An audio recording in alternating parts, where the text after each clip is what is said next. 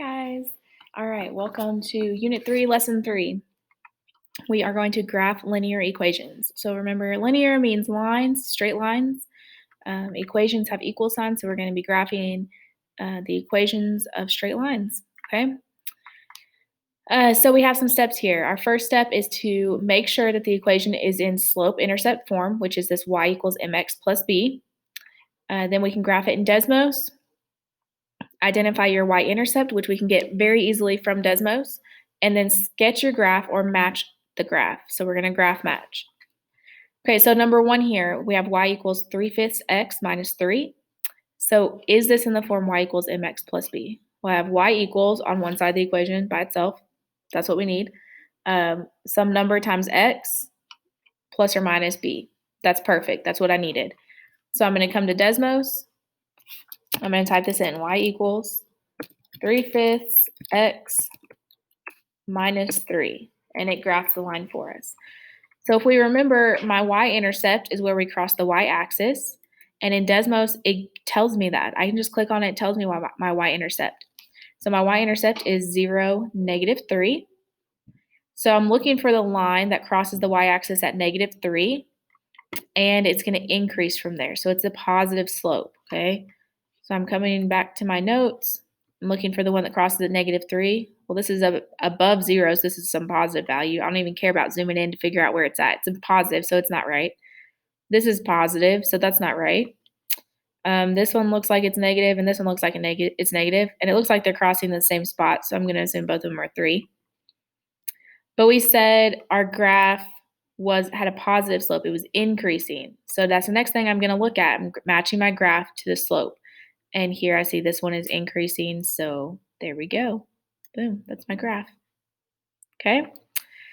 So number 2, I have 2x minus 3y equals -18. So is this in the form y equals mx plus b? You should be shaking your head. No, Miss Green, it's not. It's definitely not. Okay, so let's set it up to where it's where it is in the form y equals mx plus b. So I want it to look like this. And my equation is 2x minus 3y equals -18. So I want to get y by itself. So the first thing I'm going to do is highlight or cover up with my finger all the things that have y with it. And that's this -3y. That's what I want to leave on this side of the equation by itself. Okay? So that means the things that are over there on that side of the equation with it, this 2x right here, need to be moved to the other side. So I look at this 2x and I know that it's positive because there's not a negative sign there, right? So to undo something positive, I'm going to subtract. So I'm going to subtract 2x from both sides. 2x minus 2x is 0, and I'm just left with -3y. And then -18 and -2x are not like terms, right? 18 has an x with, 18 does not have an x with it, so I cannot combine it with something that does have an x with it. So I'm just going to be left with -2x minus 18. Or if you have -18 minus 2x, that's okay too. These are equivalent. Okay, so I still need to get y by itself. So that means I'm leaving this here, and I need to get rid of the thing that's right there next to it. Well, when things are right next to each other, that's multiplication. To undo multiplication, we're going to divide. So I'm going to divide both sides by -3. -3 divided by -3 is 1, so I'm left with 1y, but I don't have to write the 1 in front of y. When I write my y, I know I have one of them. If I didn't, I would have a number in front of y, okay? So then I'm dividing everything on the right-hand side by -3. So I have -2 divided by -3. Well, negative divided by negative is a positive, and then 2 divided by 3 is just 2/3, and I'm multiplying that by x. Then I have -18 divided by -3. So negative divided by negative is a positive, and 18 divided by 3 is 6. Okay, so now I have my equation with y by itself equals mx plus b. Okay, so I've got it in the form I need it in. I'm going to go ahead and graph it in Desmos. So it's y equals 2/3 x plus 6. So y equals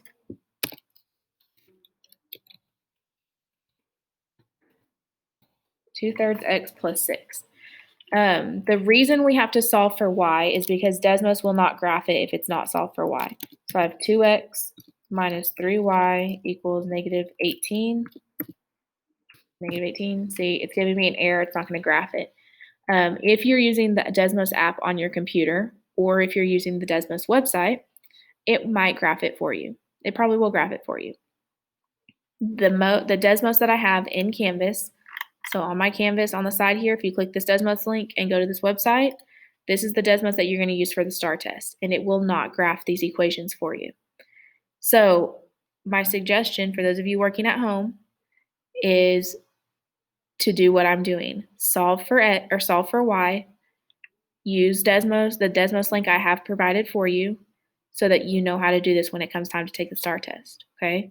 If you use the app or if you use the website, you can type these in, you can get the answers. You can. But that doesn't benefit you any, okay? It doesn't help you if you don't know what you're doing when it comes to the STAR test. You have to pass the STAR test to be able to move on, okay? So solve for Y. Do what I'm doing. Do the work, okay? Put in the effort. The test does not define you, but your effort put into it does, okay? Your effort is what defines you. So put in the effort, put in the work. Be a good person. Okay, so we have y equals 2/3 x plus 6. So I'm looking for my next step was to look at my y-intercept, which is 0, 6. So I'm above in the positive, so 0, 6. And again, it's increasing.